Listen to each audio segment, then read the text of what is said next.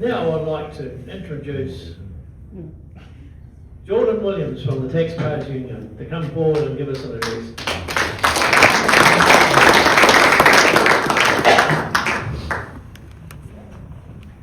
Thanks.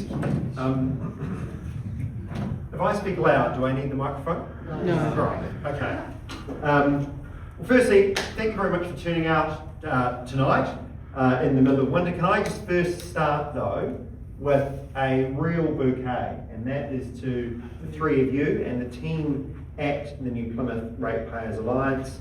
I mean this in the nicest possible way. You are the most effective ratepayer group across the country that operates locally and has not succumbed to the pressures of the blob, and I'm going to talk a little bit about later, and that you've not taken their money.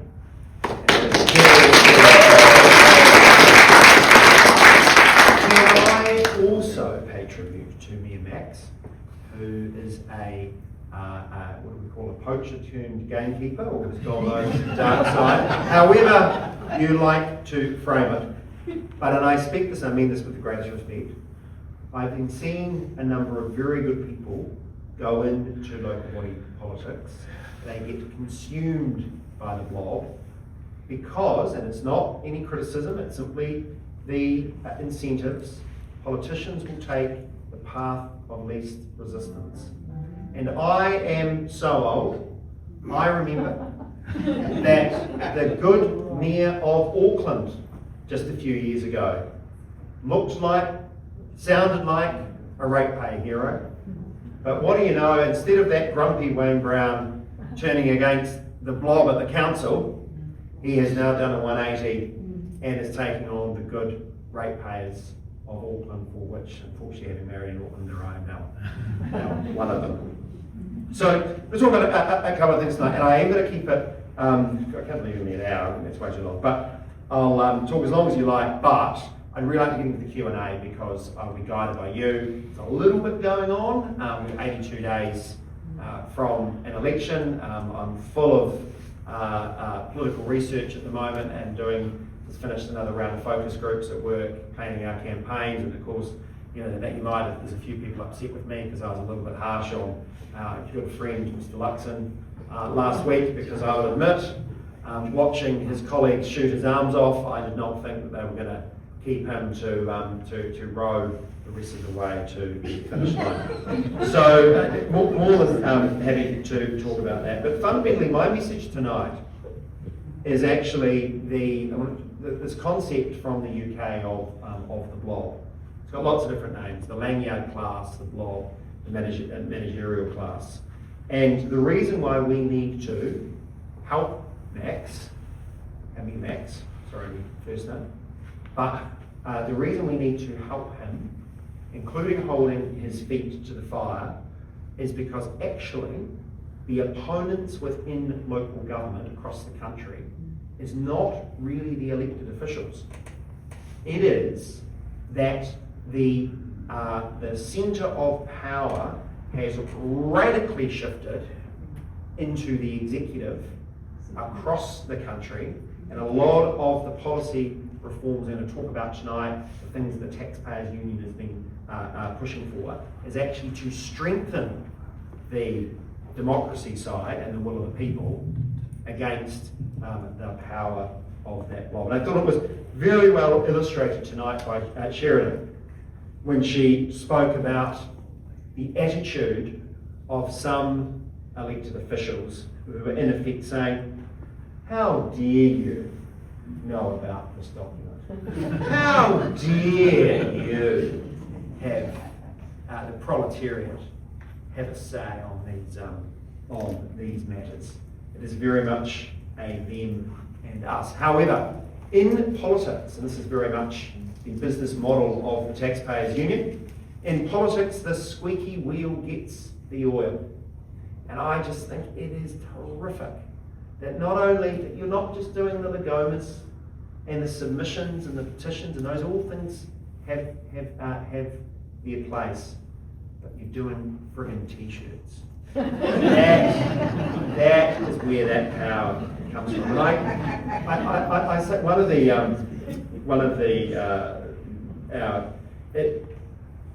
12 months ago I would have said it was our greatest success, but actually this government, which I'm working so hard at the moment to remind that 15% of swing voters what a Labour, what a Chris Luxon government would look like.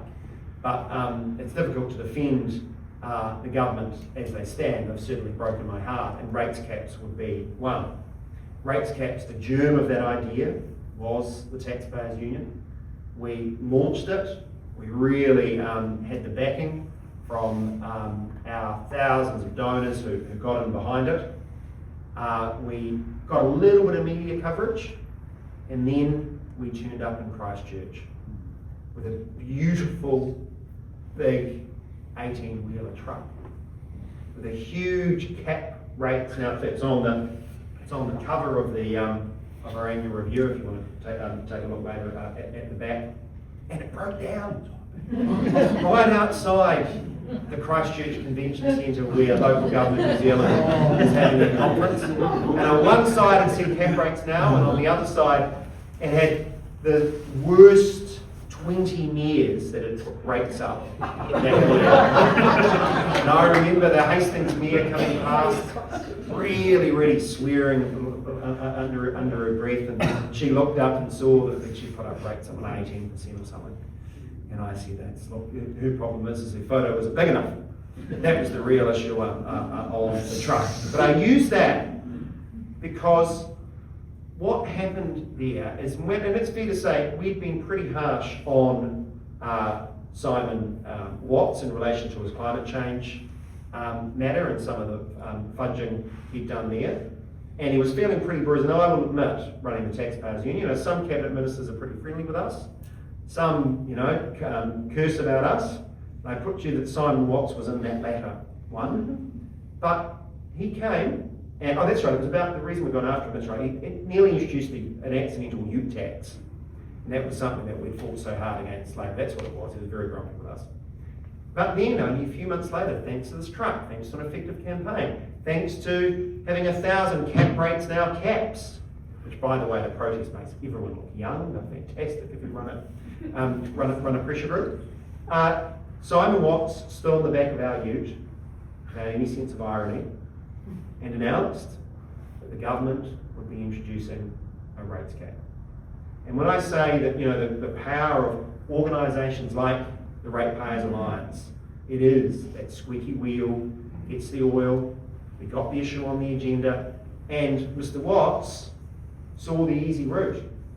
Because he had, he actually literally kept them waiting to speak to our people outside, that he knew it was easier to have annoyed faces inside the conference than it was to do the right thing in cap rates. Now, in terms of delivery, there's a lot to be desired. We're still waiting on the final model of what that's going to look like. The government is very clearly trying to set local government rates capping in particular up as an election issue. I would have much preferred, didn't read the full cap, we only got to cap rates. It actually said cap rates now, because the risk we have is that councils, they're not, they might be evil, but they're not dumb.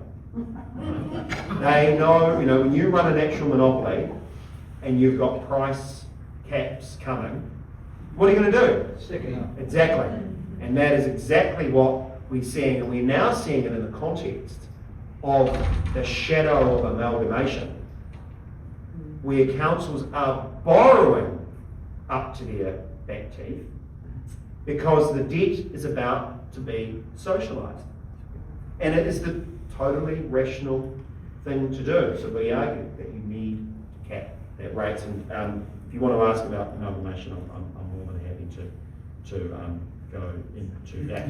So, we asked a little bit about New Plymouth, and I can certainly appreciate the comments earlier about, this is actually about fighting for the ability for people to stay in their homes. Because renters don't see it, they don't necessarily feel it. It is the people that own, you worked hard, you paid your mortgage, and you know what? You're actually not earning the sort of level that the council expect you to to be able to cover the rates. Now, our opponents would say, well, that's right, just get a reverse mortgage. I say that to only that's what the top leader with her land tax, that's literally her answer. And there is a fundamental disconnect, because it is not like, the question, actually, looking at the Ratepayers report, I'm sad to say you're actually pretty middle of the road. You look at your average residential rates, 3,663. This year going ahead, 4.9% isn't, it's only twice inflation. Anyway. But in the context of a 38% compounded over the last 3 years, that is simply unaffordable for so many. You've got debt at 260% of rates revenue, which is about, unfortunately, middle of the road, but it amounts to, when you are driving home tonight, or cycling, if there's any lefties home tonight, every letterbox you pass, imagine that there is there is a $10,635 credit card bill, or an amount on top of the mortgage, in every single letterbox, every single residential ratepayer. In fact, you are now, in terms of debt, you're about an eighth of your entire rates bill is now going on interest for a single set of for any services or assets, services are paid for. But rest assured that those hard-working bureaucrats down at the council, they're very well paid. You've got the, in terms of staff paid over, I appreciate that Plymouth is a very beautiful and expensive place, but you've got a grand total of 275 mandarins paid. My staff sometimes write earning, crossing out paid, they're not necessarily earning, they're paid. More than $100,000. And in terms of those staff paid far more than hard-working MEMAX here, paid more than a cabinet minister, you've got 6, which is the 9th highest in the country. And this disconnect, I am sick to the back teeth, because you get the most in the media, you're sick of it, about the Auckland Super City. The excuses are exactly the same. Every year, we need higher rates to invest in the infrastructure. But the emperor has no clothes. When you look into where the money is going, particularly in Auckland, but across the sector, it is a higher and higher proportion going into OPEX, into operational expenditure. That is payroll, not the infrastructure that a generation of politicians have sold you.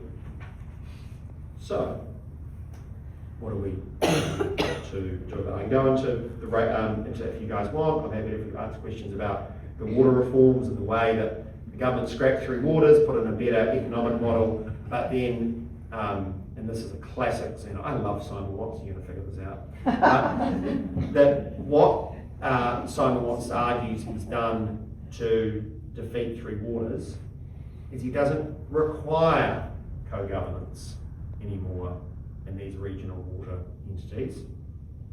But who would have thought?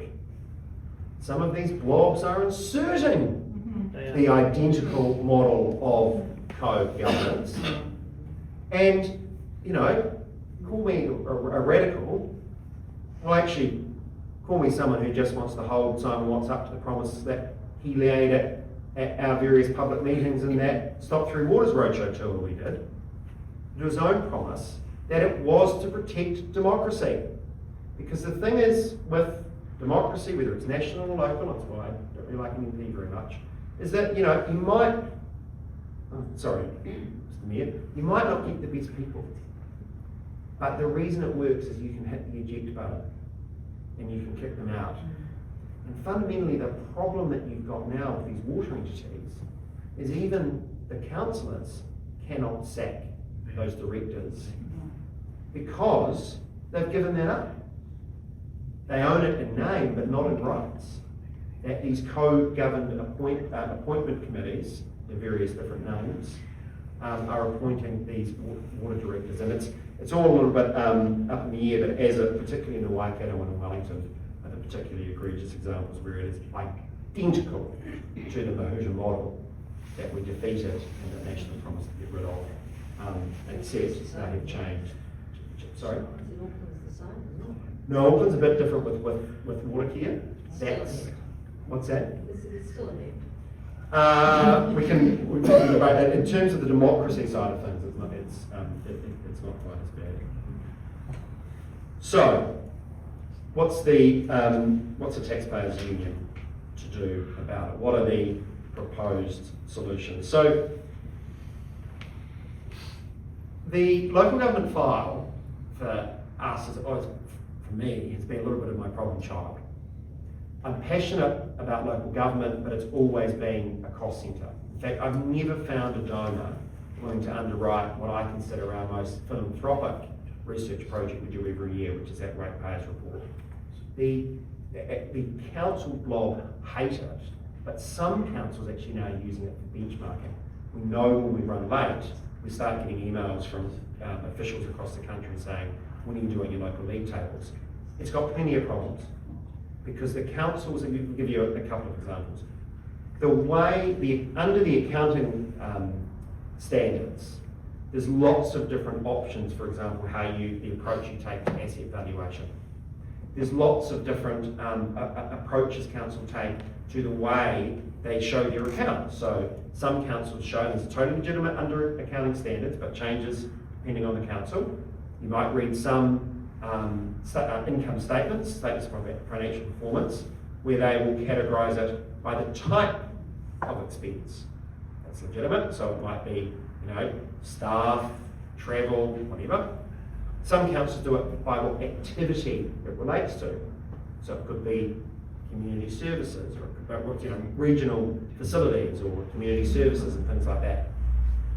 The individual classifications of expenses and in the accounting systems is different in every single council. The way that ratepayers are classified is different for every single council. I've got a question. Yeah. Sorry, just one on topic.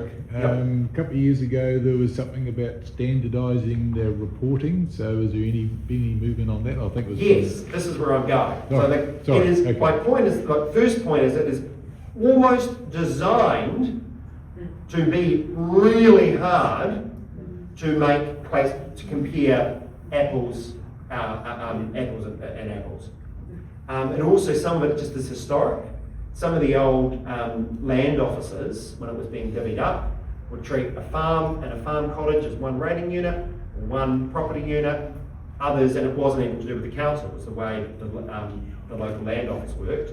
Others would have that as a separate a separate rating unit, the dwelling and the farm on a different one. It's just hard, and I fully acknowledge that, and you always get it's always the councils that do bad, but that they say we're different for this reason. My point is, though, is Ratepayers report, I think, is genuinely our most philanthropic work the Taxpayers Union do every year, but I've never managed to find a donor or you're going to fund it. LGNZ will fund it. They hate it. They absolutely hate it, and they should be doing it.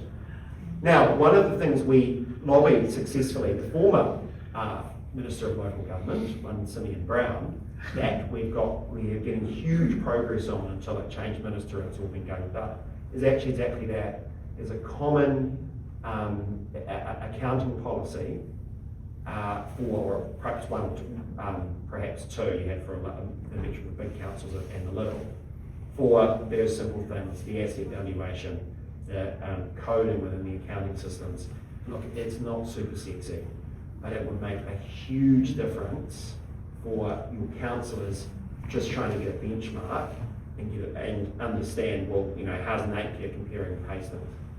Or for you guys, how are you comparing to Wanganui?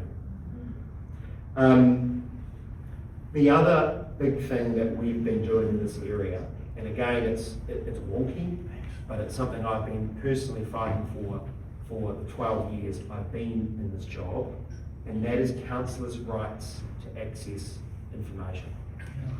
Because fundamentally, it's all very well for my team to get hoppity mad, or come along, which we've not done this in New Plymouth yet, you know, turn up with a news crew, beautiful Porky the waste hater, and me or one of my team in the tuxedo and present a gold porcine pig prize for creativity and wasting ratepayer money, as sometimes happen, and properly I recognise it. It's all very well for us to get hoppity mad, but how do we expect our civic leaders to govern what are now big organisations when you do not have a statutory right equivalent to a company director to access information? It absolutely shocked me as a young lawyer when I started the Taxpayers Union that right from the beginning I was getting local councillors contact me saying, Jordan, could you let go of this? I can't get a hold of it. And the example that shocked me early on was an Auckland councillor, the late Dick Quacks, the runner. And Dick told me that the most complained about constituency matter related to facilities and parks maintenance. And it was for the parent council, not the Auckland Transport or the subsidiaries, but for the parent, that maintenance contract was the largest contract that the council tendered. And he could not find out from the chief executive what the performance standards were that the Australian contractor had to live up to, because it was commercially sensitive, councillor. Or, I'm sorry, councillor, that's operational. And what the blob have successfully done is they've sent the elected officials on these Institute of Directors courses where you learn an intellectual framework of the difference between governance and management. And somehow they've turned that into a rule, whereby, I'm sorry, that is a management matter, it's not up to you. Well, I can tell you, my chair is a very soft-spoken woman by the name of Ruth Richardson. And I can tell you, if I told my chair, I'm sorry, Ruth, that information you're asking about, that salary or that particular matter, that's operational. I venture to suggest that I would not be here for very long. We expect councillors to be the mind of the organisation when the gatekeepers of what information they are receiving is the only employee they actually have, which is the CEOs. And you mentioned earlier the enormously long council reports that councillors get. That isn't by accident. That is very much by intent. But no well-functioning commercial board would tolerate that from their CEO, that actually the reports going up to the governing body or the board or the council, whatever name you want to call it for the particular legal structure, the reports are to serve them. They are the ones that in theory determine what they're getting, but yet that has been abandoned. So what we get is you have the worst of all worlds, where the information you want, you don't necessarily get. You're bombarded with stuff that just doesn't actually matter. And you're consumed by a sort of consultative style democracy as opposed to a representative democracy. And I just fully acknowledge it's all very well for us to get hoppity mad when actually some of that basic structure is totally lacking. and it just stuffs up the incentives. There's been a lot of so-called centre-right councillors in Auckland. I'm sorry to use Auckland as the example, but that's we have the Auckland Ratepayers Alliance. There's a great one in Plymouth as well. I hope you'll join it. Where your incentives are actually get close to, in that particular council, it's the Mayor's office that controls the information flow, and others it's not. But your incentive as a mayor or as a councillor is actually to get close to the CEO, otherwise you're simply starved. It is very difficult to be the opposition, the fly in the ointment on a council, because unlike Parliament, you don't have the access to, say, written questions or oral questions like in the UK they have on the mayors, or at Parliament with written questions. They have to use Lagoma, which is just nuts, 20 working days, etc. You don't even have, and it's something we put in Ratepayers report, it's another reform we've long argued for, you don't even have a ethical or code of conduct duty on the staff for political neutrality. And that isn't just an obligation. If you think that through, that is a protection, because it means your officers have a protection of being upfront with you and not having to toe the party line. You think about the way that select committees work, that those staff, MB's just found out the hard way with the Chief Executive MB before the Privileges Committee, the first time a stranger has been in front of the New Zealand Privileges Committee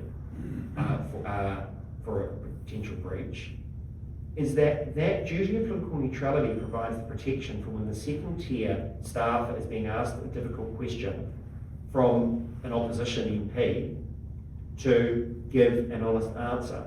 We do not have the equivalent across the local government sector. Some councils do have it in their staff codes of conduct, but that is the exception rather than the rule. There's also the bigger question around what are councils for? And this is this idea of what's, again, it's very wonky. It's a constitutional matter of what's called the power of general competence. Up until the 2002 Act,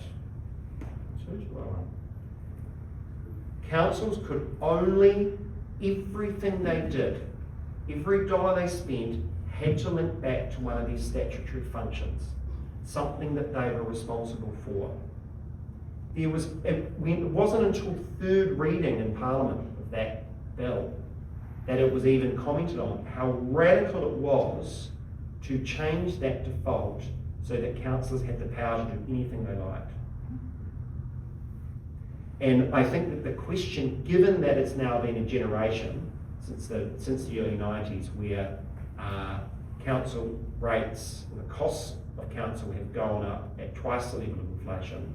It's now been 3 times the level of inflation over the last decade or so. I think it is time for New Zealand to reconsider that. And we talk about, to think again that our job as taxpayers is to make sure the political rhetoric is matching the policy. It is bloody frustrating watching national politicians saying we need to get council back to core business, back to its core functions, and yet we have had the stone wall when we talk to the same government about what about the power of general competence. Because that, if you say the first, it can only mean the second. And so my second message to you tonight, the first is the enemy is the blob. The second is we need to remove the power of general competence or hold that up to the politicians when they give you the talking points through the selection about how, I'm on your side, I want to cap rates and all that sort of thing. There's also a more radical idea, which would sound radical in New Zealand context, but is actually very normal around the world. I'm really not beating you up. That is recall elections. And that is when it is a safeguard for when you do get politicians that disgrace themselves. Because there are, we've sort of got the worst of all worlds at the moment, and another way is that we've turned a lot of councils into full-time jobs. I remember early in this role, I was wheeled out onto the AGM show back when it was either Paul Henry or Duncan Garner were doing it. And they often will, they sometimes think the taxpayers unions are rent some outrage.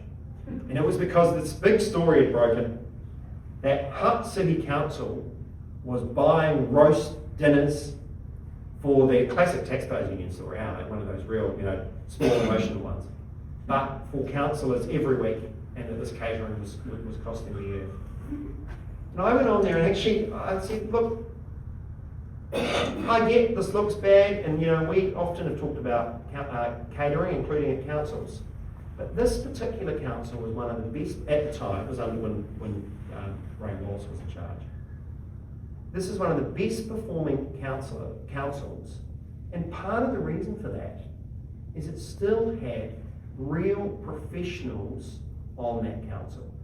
It had a local lawyer and a local accountant, and they didn't spend all day in meetings. They met twice a week in the evenings. And if that means a better functioning council, that means that we're paying, for the old-fashioned councillors' lounge with the roast buffet. Who cares? Because so many, he's hungry. So many councils are now only attractive to people, and I'm what's the polite way of? People with a low opportunity cost of their time. And that the officials get them to decide all these community grants and little sprinkles over here and sprinkles over there and keep you busy and this workshop on this and bury you in paper, and we turn it into a full-time job. And it's actually not that, for the amount of hours. It's great if you're if you'd otherwise be semi-retired, but we're not attracting, I would argue, the calibre of people that we ought to be. And it is, please don't, I know they're recording this, I know it's intuitive, but really it is very unattractive for good people, because for the amount of work that the officials sort of bombard them on, this work doesn't really matter. Now, the government would argue, and in the next few weeks, it's sitting on the order paper at the moment, but the Minister's Office assures us that there is this local government reform bill, systems improvement bill, that is working its way through the House. And a lot of the things the taxpayers union have been arguing are at least in that bill. But there's one particular area, and I sort of want to finish on this before I answer the questions. Just want to loop back to that point I made earlier about councillors, elected officials being able to get that information.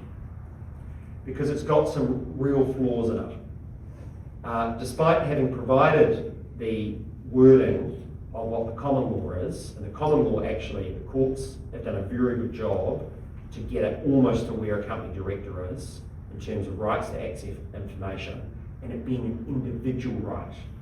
It's not a right of the whole board or of the council, it's the individual, because of course that's the way liability works. But what Mr. Watts in that bill has done is he's provided rights to access documents held by the council. So, first problem, it's often the information you want that's not in the document. That's the point why you'd be asking the question.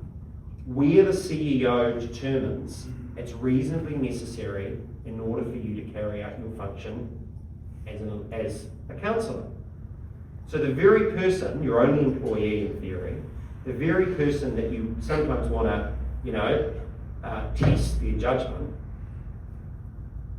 is the person deciding whether you need that information. It actually concentrates the problem. And because it doesn't keep in place the common law, and of course it's not very often tested, what council is going to spend 80k on a judicial review to challenge for that, that particular information. Because it doesn't keep the common law in place, it potentially actually takes us backward in terms of the problem that we're hoping to solve.